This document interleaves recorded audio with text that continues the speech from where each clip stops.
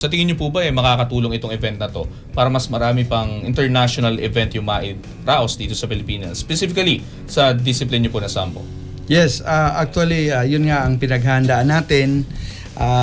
Kasi i-welcome natin yung delegates over 600 and over 25 countries.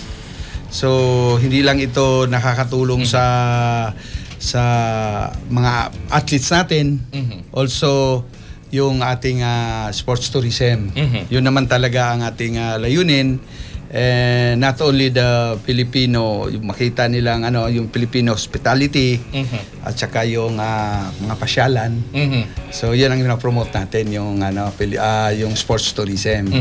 And regarding naman sa ating mga atleta, alam mo naman ng Pilipino laging palaban. Yeah.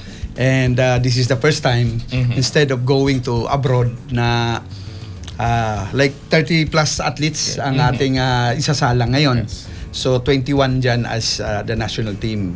So ako, alam mo, ako talagang dihadista ako eh.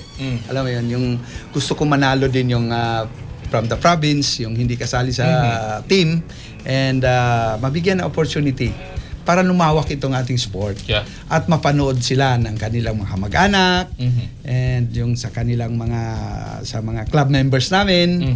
So talagang very excited kami sa paghahanda. Manatiling nakatutok sa Abante, sundan kami sa aming mga social media accounts at huwag kalimutang mag-subscribe sa aming YouTube channel, DWAR Abante Radio, para sa mga eksklusibong balita.